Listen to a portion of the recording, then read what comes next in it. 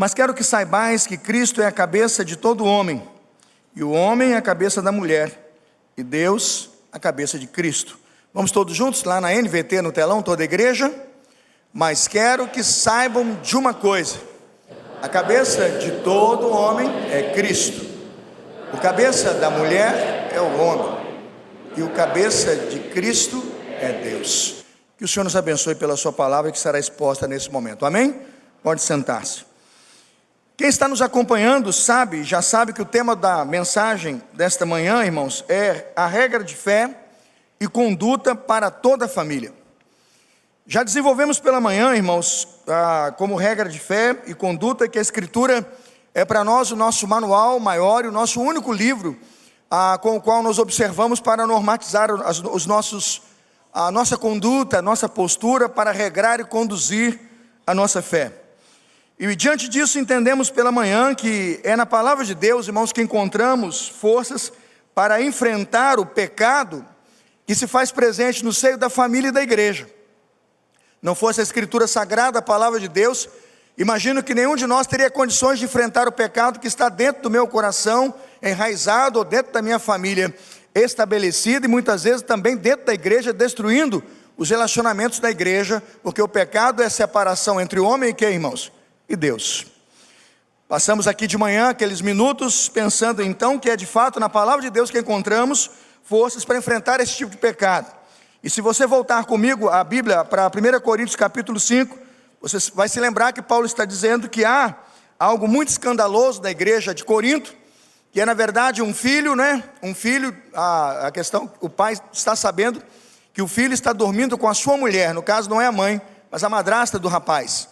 E quando a igreja tem conhecimento dessa vida promíscua do rapaz dormindo com a mulher de seu pai, Paulo então coloca que isso deveria incomodar a igreja, os irmãos e a comunidade de fé, mas eles não estão incomodados com isso. E Paulo se preocupa, porque se eles não se incomodam com um pecado desse tamanho, ele está dizendo quanto mais a igreja verá outros pecados, e isso vai destruir a comunidade, a igreja e a família. E é interessante que Paulo diz isso no capítulo 5 de 1 Coríntios, a partir do verso 11, ele diz assim: não vos escrevi para que não vos associeis com aquele que, se dizendo irmão. O apóstolo Paulo então coloca que você como familiar pode ter amizades múltiplas com muitas pessoas, se relacionar com pessoas que têm práticas pecaminosas até terríveis, mas você não vai ter ali como confrontá-las, você mesmo ou individualmente, porque elas não professam a mesma fé que você. Mas o apóstolo Paulo aqui, diferente disso, diz que na verdade, o que tratamos aqui é de pessoas que estão na comunidade de fé, presentes na vida da igreja, se nominam como irmãos em Cristo e aceitam essas práticas na sua família, que ele diz que a igreja não deve aceitar. Chegando então na segunda parte, já na conclusão da mensagem de hoje, quero destacar que o que aconteceu. O apóstolo Paulo declara e começa a anunciar todas essas questões que estão acontecendo na igreja de Corinto, porque Paulo percebe que a igreja estava se afastando de Deus, da comunhão e da sua palavra. 1 Coríntios capítulo 1 diz que a igreja estava estourando em divisões e partidos. A palavra de Deus nos diz que a igreja de Corinto estava abusando, indevidamente usando e abusando da liberdade cristã. Tinha gente comendo carne sacrificada a ídolos, sem se preocupar que isso era escândalo para seus irmãos. Paulo está dizendo que na verdade a igreja estava sendo influenciada e se deixou influenciar por um grande grupo de pessoas legalistas e de mestres legalistas que trouxeram o seu ensino para dentro da igreja. Paulo está preocupado, irmãos, porque a forma de adoração na igreja de Corinto era um desastre, Angélica. 1 Coríntios 14 diz que o culto era uma tremenda bagunça, que um falava, o outro falava, um gritava, o outro gritava, um tinha língua, o outro também, e no final o que acontecia numa cerimônia litúrgica, 1 Coríntios 14 diz isso, era na verdade um ritual esquizofrênico, louco, onde ninguém sabia muito bem o que estava acontecendo.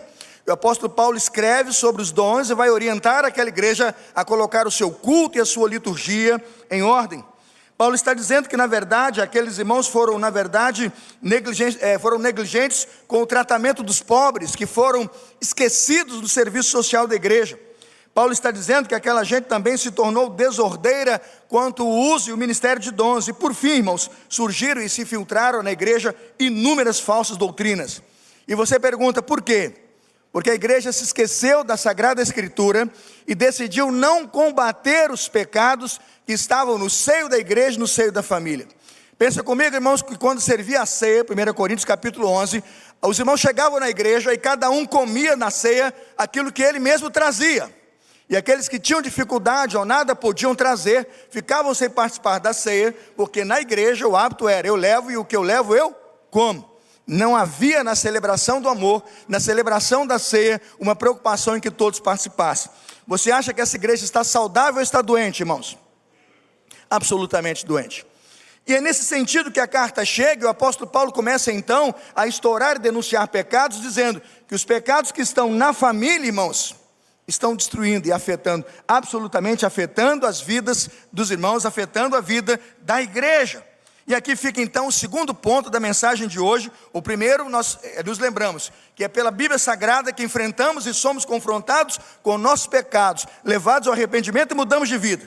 Mas o segundo ponto da mensagem de hoje, aqui quero terminar a mensagem, é dizer aos irmãos que é na palavra de Deus que encontramos direção segura, irmãos, para alicerçar e para estruturar a nossa família. Vá comigo agora a 1 Coríntios capítulo 7, vamos já aplicar e concluir esse ponto do sermão. 1 Coríntios capítulo 7, o irmão pode começar comigo acompanhando a partir do verso 1. Veja que o apóstolo Paulo começa a escrever, irmãos, o que eu chamo de um capítulo inteiro, detalhando e minuciosamente narrando as questões de como uma família pode e deve ser estruturalmente e de forma estruturante abençoada pelos princípios do Senhor para a família. Paulo diz assim: ora, quantas coisas que me escrevestes, bom seria que o homem não tocasse em mulher. Mas ele diz assim: mas por causa da fornicação, cada um tem a sua própria mulher e cada um tenha o seu próprio marido. Parece simples e estranho alguém ler um texto como esse e dizer: pastor, não há nada novo aqui, é um ensino tão real e tão simples e consistente. Mas eu pergunto, é isso que está acontecendo em nossa comunidade hoje, irmãos? Cada mulher tem seu próprio marido e cada marido tem a sua própria mulher. Quem aqui já ouviu falar em trisal? Levante a mão, veja verdadeiro. Trisal, está aí. Quando você vê um ensino tão simples como esse, tão claro como esse, você pergunta: onde está o problema? Está no desastre que pode vir a acontecer quando um texto sagrado e uma orientação de Deus para a família não é observado. E nós estamos falando aqui, irmãos, de todo o pleito de poligamia, ou todo o discurso de poligamia que o mundo pode propor, e devemos observar isso como uma afronta à palavra de Deus. Eu olho um versículo como esse, irmãos, o versículo 2, e destaco, por exemplo, que o casamento, veja, para que se forme um casal, é o homem e a mulher. Veja o versículo 2, sua mulher e seu próprio o quê? Marido. Você não vê sua mulher com a sua própria mulher, ou seu marido com o seu próprio marido. E você vê esse tipo de comportamento hoje sendo aceito, propagado, divulgado como aceitável e obviamente ordeiro para a nossa sociedade. Mas veja, como princípio fundamental da fé, a palavra de Deus diz não. E não é isso que o Evangelho propõe. Para nós, irmãos, o casamento deve ser monogâmico. E deve ser um casamento entre um homem e uma mulher. Veja 1 Coríntios capítulo 7, versículo 3, o ensino para nós basearmos e fundamentarmos a nossa família, a nossa herança familiar, nos valores da igreja, irmãos do Evangelho. 1 Coríntios 7, 3, o marido pague à mulher a devida benevolência, da mesma sorte a mulher ao marido. A tradução na tela vai dizer: o marido deve satisfazer as necessidades conjugais de sua esposa, e a esposa deve satisfazer o mesmo, deve fazer o mesmo por quem? Pelo seu marido. Vemos hoje, irmãos, que quantas práticas estão equivocadas no matrimônio, quando mulheres usam certas desculpas, ou certos desserviços, ou certos pecados ou mazelas do seu marido, para dizer: agora tem um boicote aí de 1 mês, vai ser punido. Ou também o marido pode usar esse tipo de expediente, como se esta relação matrimonial bíblica a esse tipo de afronta pudesse permitir. E nós às vezes olhamos isso aqui, damos risada, mas nós não entendemos por que estamos como estamos. Eu trabalho com aconselhamento, irmãos, tantos dias, tantas noites, tantas horas por semana, e vamos lá, e meu marido me deixou, deu isso, deu aquilo. Um dos pontos eu pergunto: como que está? Está tudo bem? Não, já tinha uns 2 anos que eu não dormia com ele, porque eu ficava punindo ele por tal. E aí a senhora tem alguma dúvida por que ele procurou outra mulher? A senhora tem alguma dúvida? Não, mas o senhor não acha que ele devia se consertar? Eu falei, mas como? Se os seus deveres cristãos e todos os outros deveres estão na Bíblia, a senhora não conseguiu observar nenhum deles. E eu poderia usar aqui a aplicação para o marido. Quando nós olhamos um texto sagrado, irmãos, e é isso que eu quero destacar aqui hoje com simplicidade, com autoridade, eu creio que a Bíblia é a palavra de Deus, diga sim. Eu creio que o que a Bíblia me diz é verdade de Deus, diga sim. É isso que é. Então, se a Bíblia diz, o que eu faço, irmãos? Eu cumpro. Mas nós hoje somos superiores a Deus. Nós somos uma geração melhor e mais sábia do que o Criador. Nós temos melhores ideias, sabe, irmão? Sabe, Gustavo? A gente é mais criativo, a gente parece que tem um poder mais inventivo. A gente tem, sabe, Luiz Botelho, uma forma para dar mais certo. E quando eu vejo que as famílias vão entrando para o buraco e vai dando tudo errado, e o divórcio vai aumentando, os lares vão acabando, né? E os filhos vão vivendo um colapso total, né? Morando em 2, 3, 4 casas, porque a sua família dividiu, subdividiu e trividiu, né? Já tem, a mãe do indivíduo já está morando com o terceiro marido, e o garoto tem que aprender a conviver com o pai, primeiro o original, o padrasto, e depois o novo marido da mãe. É uma loucura. E você trata, o garoto vai tratar a mente emocional do menino, irmãos, está aos pedaços, aos frangalhos, porque nós lemos um texto como esse, mas nós o tratamos como se nós, sabe, pudéssemos inventar a solução melhor para a nossa família. O apóstolo Paulo é tão claro, irmãos, e tão insistente. Veja, por favor, o versículo 4, né? O versículo 4, a esposa não tem autoridade sobre o seu corpo, mas sim o marido. Da mesma forma, não é o marido que tem autoridade sobre o seu corpo, mas sim a esposa. Aí 1 Coríntios 7, 5, acompanhe. Não privem um ao outro de terem relações, ao menos que ambos concordem em abster-se da intimidade sexual por certo tempo, a fim de dedicarem de modo mais pleno à oração. Depois disso, unam-se novamente. Para quê, irmãos? Qual é o objetivo de tal procedimento? Para quê? Para que Satanás vos não tente por causa da sua falta do quê? De domínio próprio. Não vos tente por vossa incontinência.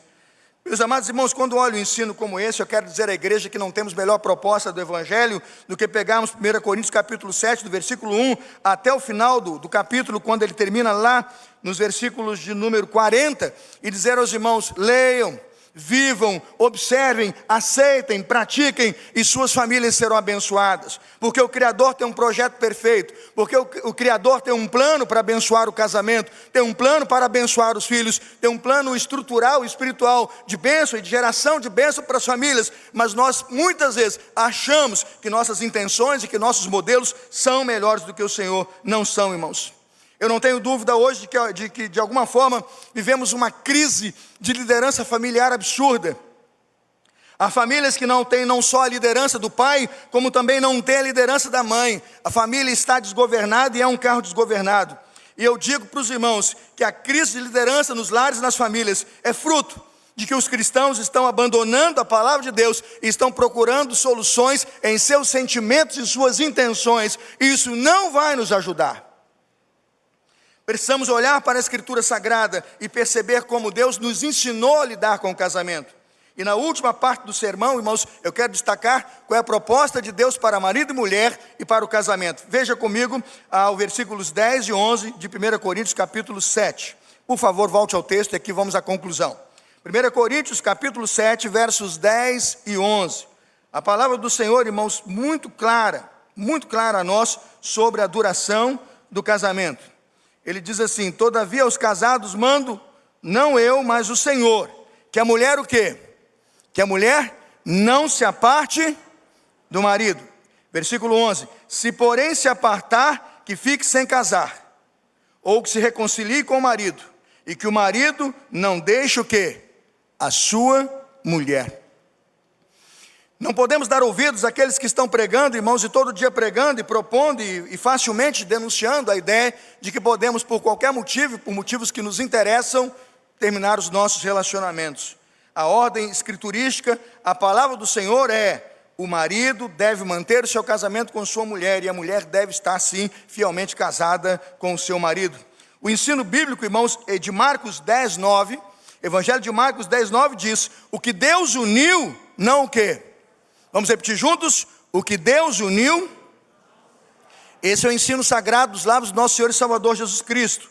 O que é que Deus diz num texto como esse? O que Deus uniu não separe o homem. Eu vou explicar. Deus colocou, na verdade, irmãos, muros ao redor do casamento. Deus colocou limites ao redor do casamento, mas não foi para fazer do casamento uma prisão. Quando Deus estabeleceu muros e limites protetores ao casamento, é para que o casamento seja um lugar seguro, debaixo da bênção do Senhor. Quando nós, irmãos, como igreja de Cristo, respeitamos o princípio de que somos unidos por Deus e que em união com Deus nada nos pode separar, nós temos, irmãos, em nosso casamento um muro, uma segurança, obviamente, mas uma proteção de Deus e uma bênção para o nosso matrimônio. Eu quero terminar essa palavra dizendo, irmãos, a que tipo de impacto crer num ensino como esse e ler um capítulo inteiro, como 1 Coríntios 7, como esse, pode ter na nossa vida se nós cremos nessas promessas. Eu quero terminar lendo com vocês o Salmo de número 128. Vamos lá? E vamos fazer a conclusão. Salmo 128. Quando nós cremos, irmãos, que o que estamos pregando e que o seu pastor está dizendo é a palavra de Deus e que o ensino que está na Escritura deve ser observado nesta noite por homens e mulheres, membros desta igreja, que tipo de bênção teremos? Veja o texto, irmãos. Salmo 128. Bem-aventurado aquele que teme ao Senhor e anda nos seus caminhos. Pois comerás o trabalho das tuas mãos, feliz serás, e o que, irmãos? E te irá bem. A tua mulher será como videira frutífera aos lados da tua casa, os teus filhos como plantas de oliveira, à roda da tua mesa. Versículo 4, vamos ler juntos, todos juntos? Eis que assim será abençoado o homem que teme ao Senhor. Agora veja o verso 5. O Senhor te abençoará desde Sião, e tu verás o bem de Jerusalém todos os dias da tua vida. Verso 6, todos juntos. E verás os filhos dos teus filhos, e a paz seja sobre Israel. Quando o texto diz a bênção de Sião, o que ele está dizendo?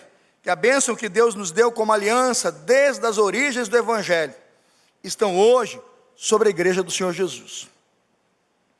O que o texto está dizendo é que se eu e a Angélica, se Josi e Lucas decidirem observar os preceitos do Senhor e a sua palavra, e fizerem da Sagrada Escritura sua regra de conduta e fé, o que ele está dizendo é que a bênção que foi dada desde Sião, ela nos alcança hoje. Eu quero narrar para vocês a história, que concluo aqui, contando a história de Jonathan Edwards. Jonathan Edwards, ele nasce em 1703 em Connecticut, nos Estados Unidos. Jonathan Edwards sempre foi um jovem muito promissor. Com 13 anos de idade, ele já estava estudando na Universidade de Yale. Tornou-se presidente, com um pouco mais de idade, da Faculdade de Nova Jersey, hoje a Universidade de Princeton, uma das maiores universidades americanas. Esse moço, quando tinha 20 anos, um jovem, 20 anos de idade, escreveu uma lista de resoluções pessoais. Tomou decisões importantes para si e para sua família, com 20 anos. E uma das resoluções, eu gostaria de ler todas elas aqui, eu queria ser igual ao pastor Lucas, né? Um daqueles malucos que fica aqui 2 horas falando, não tem medo não, o Lucas é assim. Lucas chega aqui e começa, vai falando, vocês estão indo embora. Não, eu vou falar. Eu não tenho essa pegada, Lucas, que Deus me dê essa ousadia. Mas eu queria, de todas as resoluções, dizer a principal, Lucas, para ir no ponto. Ele disse, quando chegar no final de cada dia, eu todos os dias me perguntarei, em que aspecto posso ser um homem melhor?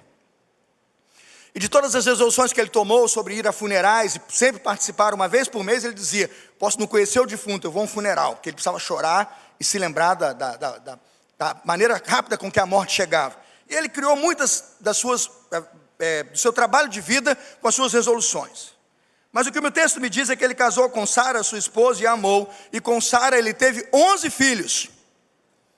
Irmãos, o camarada era bom, 11 filhos. Este homem trabalhava no ministério, irmãos, horas a fio. Às 4h30 da manhã, Jonathan Edwards levantava todos os dias e ia para a sua biblioteca. E gastava horas e horas, às 4h30 da manhã, estudando e meditando sobre a palavra do Senhor, e também registrando e tomando decisões sobre como seria o seu dia. Quando o dia amanhecia na sua casa, desde 4h30 ele já estava preparado para conduzir a igreja e exortar a sua família.